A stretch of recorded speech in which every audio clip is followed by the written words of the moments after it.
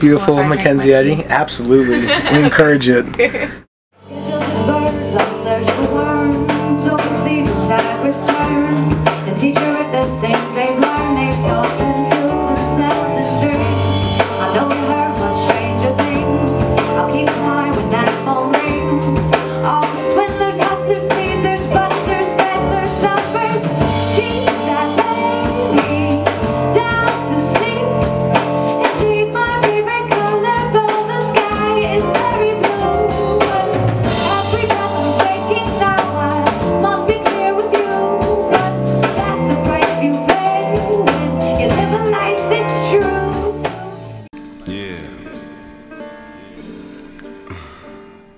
I've actually known Raquel since I was like 10 years old. Okay. And I moved to New York right after college.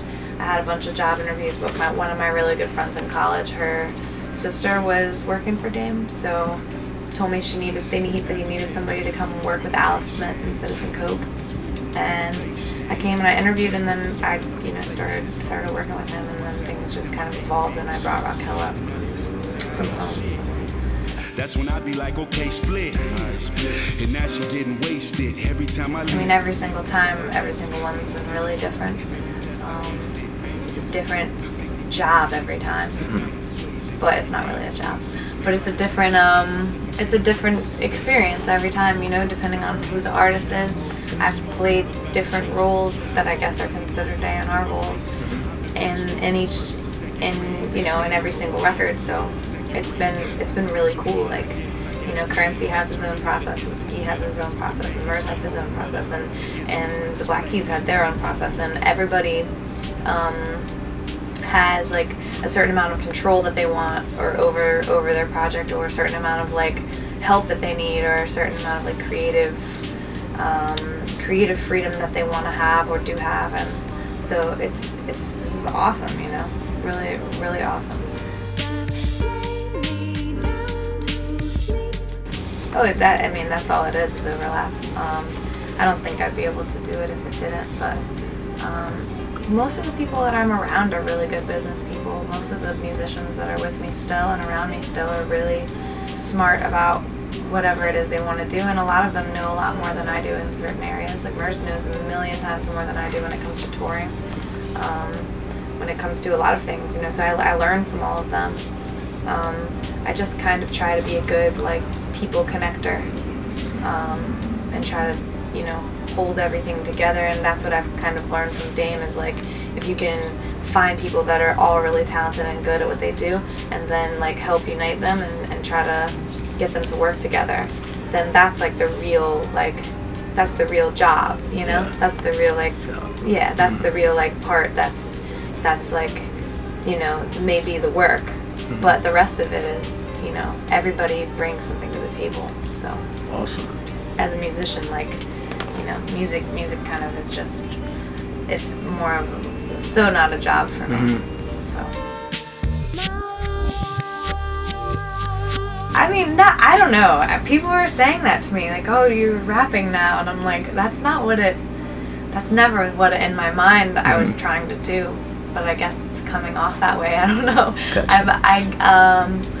I hit like a creative period where I was just wanting to write really fast and like be more like poetic, so that was kind of just naturally what started happening. I don't know if it's because I've been hanging out with a lot of rappers, or like why, or if it's maybe the beats that I've been using, or the people that I'm working with. I don't know, but I think it's interesting that people are perceiving it that way, because it's definitely still melodic. Like, I'm definitely not like speaking, but yeah, I don't know. I guess so. I guess I have been. That's cool.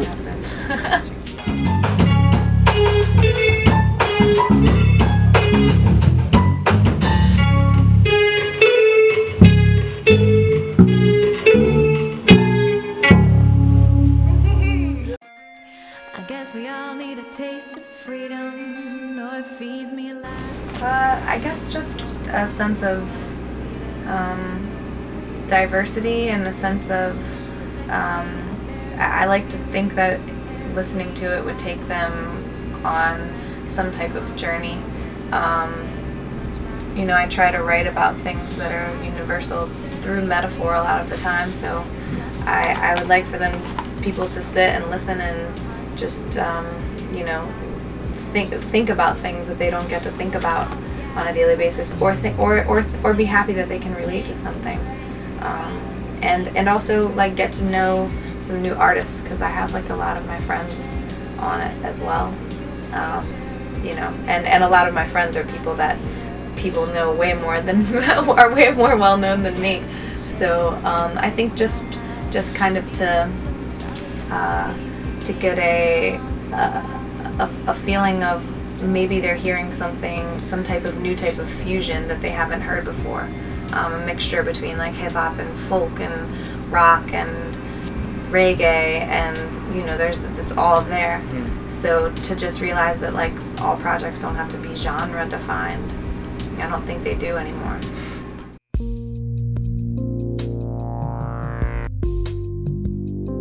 I met him at DD172. Damon introduced me to him. We just like really got along really well right away.